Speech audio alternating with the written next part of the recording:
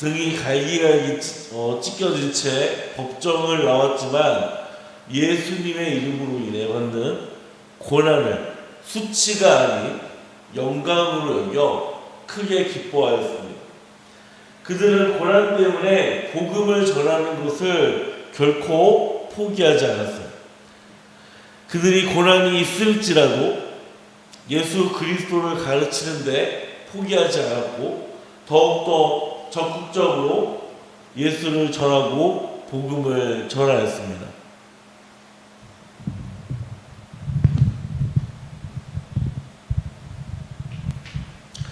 그들에게는 외부적인 고난은 그들은 어려워하지 않았고 힘들어하지 않았습니다. 오히려 그것이 하나님께서 주신 복이라고 생각하고 그것을 크게 기뻐하고 하나님께 영광을 돌렸습니다. 그런데 그들에게 외부적인 어려움이 아니라 이제는 내부적인 어려움이 찾아옵니다. 사도들은 초대교회 성도들을 어떻게 극복하였을까요? 오늘 말씀 제목을 위기에 대처하는 지혜라는 제목으로 이 시간 나누려고 합니다. 사도행전 6장 1절에서 2절 말씀을 보게 되면 그때 제자가 더 많아졌는데 헬라파 유대인들이 자기의 가부들이 매일의 구제에 빠짐으로 히브리파 사람을 원망하니 12사도가 모든 제자를 불러 이르되 우리가 하나님의 말씀을 제쳐놓고 접대를 일삼는 것이 마땅하지 아니하니. 이 문제의 시작점은 사도들이 고난과 박해를 극복하면서 복음을 전하였습니다. 그러자 결과적으로 예루살렘 교회가 부흥을 하게 됩니다. 그런데 교회 안에 부흥을 하다 보니까 교회 안에는 두 부류의 사람들이 있었죠. 한 부류는 오랫동안 예루살렘을 지키면서 살았던 유대인들, 히브리어만 사용할 수 있는 유대인들이 살았고요. 또 한 부류는 일명 디아스포라라고 불려지는 곳에 살다가 고향이 그리워서 또는 유대인의 명절에 의해 돌아와 사도들의 복음을 듣고 예수님을 믿게 된 헬라파 유대인들이 이 예루살렘 교회에서 함께 공존하면서 예배를 드렸습니다. 한 부류는 자국어인 히브리어만 사용할 줄 아는 히브리파 유대인들이었고요. 한 부류는 외국 생활을 오래 하고 또 그들의 이 3세대들에게 이 3세대들에게 이 헬라어만 사용할 줄 아는 이 헬라파 유대인들, 이렇게 두 부류가 한 공동체에 있었습니다. 이 두 부류가 한 공동체에 있다 보니까는 교회 안에 갈등이 생겨나게 되는 것이죠. 오늘 성경에서는 이 문제 요인은 교회 안에서 음식을 나누어 주었을 때, 그들이 구제에 대한 부분을 나누어 줬을 때 이 헬라파 유대인들이 차별을 받고 있었습니다. 구제를 하는 데 있어서 헬라파 유대인들에게만 음식들을 나눠주지 않고 오히려 그들에게 관심도 갖지 않았어요. 오직 본토 사람인 이 히브리파 유대인들에게만 교회가 신경을 쓴 것입니다. 이것 때문에 헬라파 유대인들이 아주 불만이 가득했어요. 그래서 그들이 참지 못하고 이 히브리파 유대인들에게 불만을 쏟아붓습니다. 그것들을 이러한 문제들이 사도들의 귀에 들리게 되죠. 그래서 사도들은 모든 성도들을 불러 이렇게 말합니다. 우리가 하나님의 말씀을 전하는 일에 제쳐놓고 이 음식 베푸는 일에 힘쓰는 것은 좋지 못합니다. 그러니 이 헬라파 사람들 가운데에서 신망이 있고 또 성령과 지혜가 충만한 사람 7명을 뽑으십시오. 그리고 그들에게 그 일을 맡기십시오라고 말을 했어요. 우리 사도들은 오직 기도하는 일과 말씀 사역에만 힘쓸 것입니다 라고 선포를 합니다. 이 예루살렘 초대교회가 규모가 점점 커지면서 문제점들이 발생하고 있었어요. 한 가지 큰 필요는 가난한 이들에게 양식을 나눠주는 일이 이 체계화하는 것이고요. 또 사도들은 말씀 선포에 집중해야 하기 때문에 이 양식 분배에 대한 이 관리할 일꾼들을 따로 뽑을 수밖에 없었습니다. 각 사람은 이 교회 생활에서 중요한 역할을 담당하고 있는 것이죠. 이 교회는 목회자가 하나부터 열까지 모든 일을 다 할 수가 없습니다. 목회자가 해야 할 일이 있고요. 또 우리 장로님들이 해야 할 일이 있고요. 안수 집사님이나 또 권사님들, 또 서리 집사님, 여성 집사님들, 일반 성도들까지 교회 안에 각자가 해야 하는 역할들이 있습니다. 물론 교회가 개척한 지 얼마 안 되었을 때는 목회자가 다 할 수 있지만 교회가 부흥하고 성도들이 늘어나면 목회자는 행정적인 부분을 감당하기에는 결코 쉽지 않습니다. 오늘 본문에 나오는 예루살렘 교회 문제 역시 교회가 폭발적으로 부흥하였기 때문에 이러한 결과가 나온 것입니다. 이 세상에는 문제가 없는 교회는 없습니다. 다만 문제가 발생하였을 때 어떻게 대처하는지가 매우 중요합니다. 서로 소통하고 함께 고민하여 힘을 합한다면 문제가 생기기 전보다 더 단단해지고 더욱더 성숙해지는 공동체, 교회가 될 것입니다. 그러므로 이 사건 이후에 예루살렘 교회는 더욱더 결속력이 강해지고요. 단단한 교회가 되어갑니다.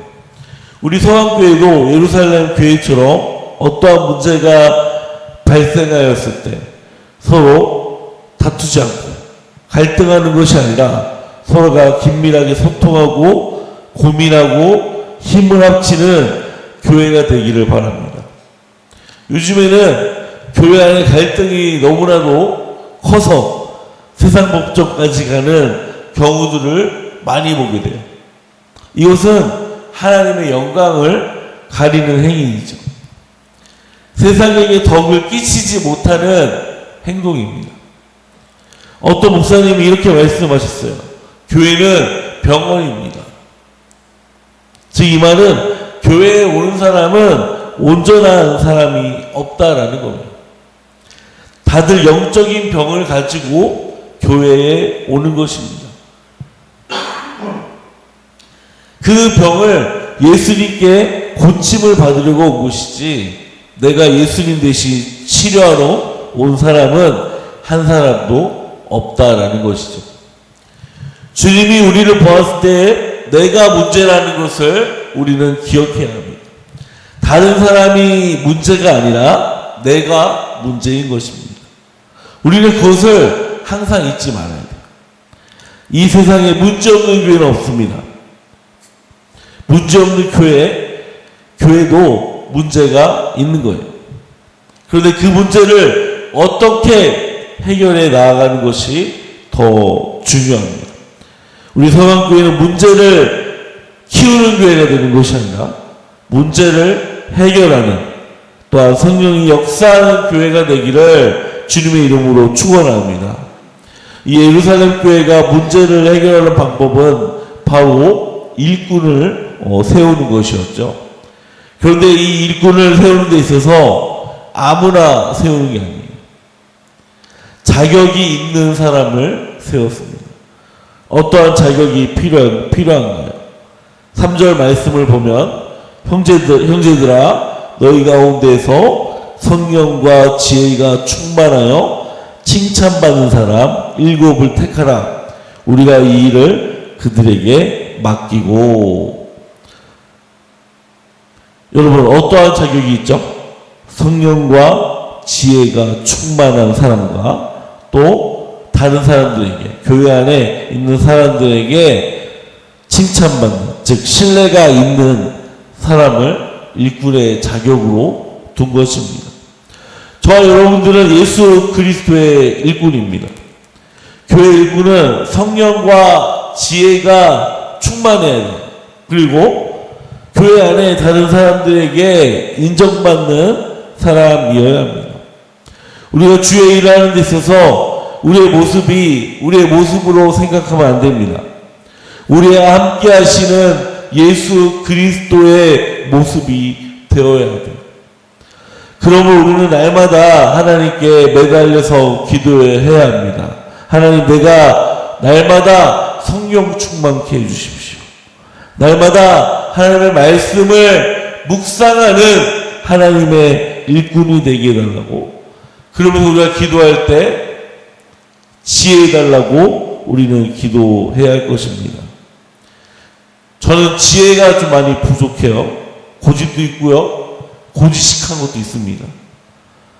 그렇기 때문에 우리 성도님들이 저를 위해서 기도하실 때 우리 현 목사님은 지혜가 넘쳐날 수 있게 해달라고 기도해 주시기를 부탁합니다. 우리 현 목사님이 항상 성령 충만할 수 있게 해달라고 기도해 주시기를 바랍니다. 그 기도는 자신뿐만 아니라 이 말씀을 듣고 있는 우리 자신에게, 그리고 여러분들이 속해 있는 구역장들을 위해서, 또 각 기관의 회장님들을 위해서, 또 우리 교회 어른이신 장로님들을 위해서, 또 전도사님과 사모님, 담임 목사님까지 그분들을 위해서 기도해 주시기 바랍니다.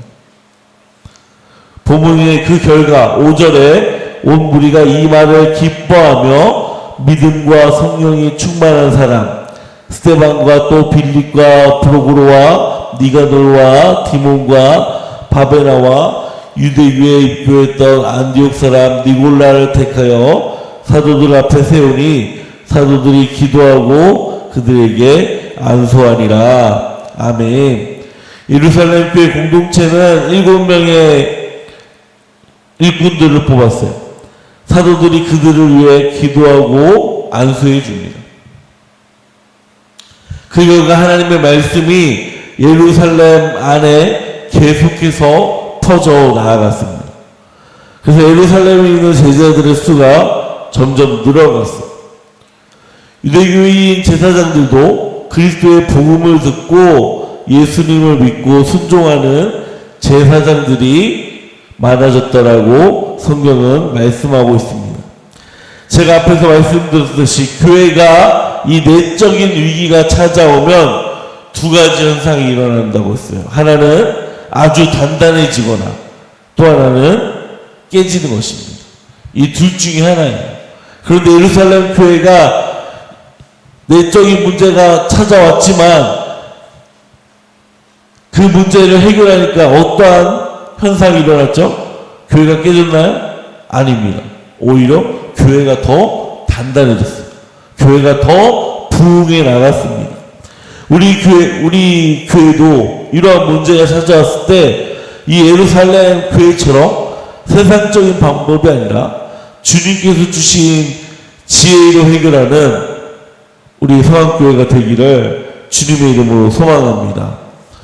사도행전 6장 10절에서 11절 말씀을 보게 되면 스데반이 지혜와 성령으로 말함을 그들이 능히 당하지 못하여 사람들을 매수하여 말하게 하되 이 사람이 모세와 하나님을 모독하는 말을 하는 것을 우리가 들었노라 하게 하고, 일꾼으로 뽑힌 이 스데반은 구제활동으로 뽑힌 일꾼이었지만 스데반의 사역은 이 구제 사역만 하지 않았어요. 이 스데반이라는 인물은 지혜와 성령이 충만했다라고 성경은 말씀하고 있습니다. 그는 성령 충만해서 복음을 전하는 데 있어서 놀라운 기사와 표적을 행했어요. 그런데 이것을 못마땅하게 여기는 유대인들이 스데반과 논쟁을 펼치게 되죠. 그런데 그 논쟁에서 성령과 항상 함께한 스데반은 그들이 능히 감당할 수가 없었습니다. 그러자 이 스데반을 말로 못 이기니까 11절에 보니까 그들은 사람들을 매수하여 말하게 하되라고 써있어요. 이 말은 사람을 돈을 주어서 거짓말을 하게 하였다는 것입니다. 그들이 어떻게 거짓말을 하면 11절 하반절에 보면 이 사람이 모세와 하나님을 모독하는 말을 하는 것을 우리가 들었노라 하게 하고 라고 기록되어 있어요. 오히려 스데반이 말하지 않는 것을 거짓으로 꾸며 스데반이 하나님과 모세를 모독했다라고 주장하고 있습니다. 이 스데반과 논쟁한 사람들은 스데반을 잡아 수많은 유대인 백성들과 장로들 그리고 서기관들 앞에 세우게 됩니다. 그리고 그들은 스데반을 죽이기 위해서 온갖 거짓 증인들을 세워서 이렇게 말합니다. 이 사람은 실수 없이 거룩한 곳과 율법을 거슬러 말하고 있습니다. 이 사람은 나사렛 예수가 성전을 헐고 모세가 우리에게 전해준 규례들을 고칠 것이라고 말하는 것을 우리가 똑똑히 들었습니다라고 공회에서 거짓 증언을 합니다. 그런데 사도행전을 기록한 누가는 15절에 이렇게 말하고 있어요.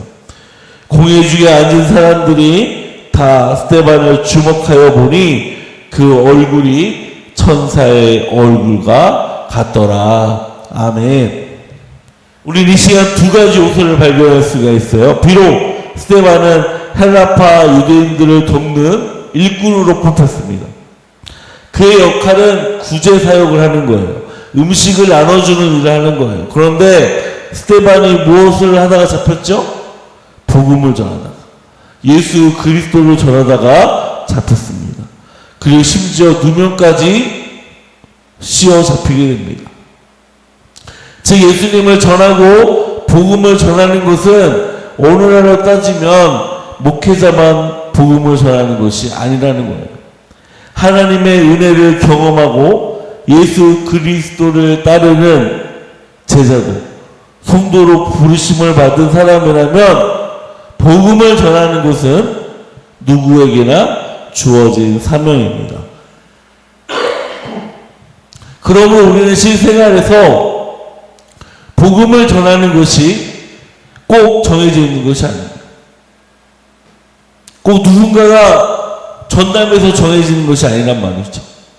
내가 예수 그리스도의 사랑과 은혜를 경험했다면 우리 주변에 아직 그 사랑을 경험하지 못한 사람들에게 예수 그리스도를 전하는 것입니다. 저와 여러분들은 그러한 복음을 전하는 일꾼으로 부르셨다라는 것을 우리는 결코 잊어서는 안 될 것입니다. 마지막으로 복음을 전하다가 거짓으로 증언으로 누명을 씌움받은 스데반은 마치 천사의 얼굴과 같더라고 성경은 증언하고 있습니다. 자신을 모험하는 무리에게 둘러싸여 있었지만 스데반은 하나님의 품 안에 있었기 때문에 평온할 수 있었습니다. 그가 그러한 모습을 가질 수 있었던 것은 스데반은 항상 하나님과 동행하였기 때문입니다. 사랑하는 성도 여러분, 여러분의 얼굴은 어떻습니까? 천사와 같은 모습입니까? 아니면 세상의 모든 근심을 가진 얼굴을 가지고 계십니까? 여러분, 성경 충만하십시오. 항상 주님과 동행하십시오. 세상의 모든 짐을 우리를 구원하신 주님께 맡기십시오. 그러면 우리의 모습 역시 스데반과 같은 천사의 얼굴을 가질 것입니다. 오늘 하루도 우리에게 어떠한 고난과 역경을 만난다 해도 성령 충만하는데 힘쓰십시오. 그리고 주님을 전하는데 힘쓰십시오. 그리고 주님과 동행하는 삶을 사는 저와 우리 성도님들이 되시기를 주님의 이름으로 축복합니다. 기도하겠습니다.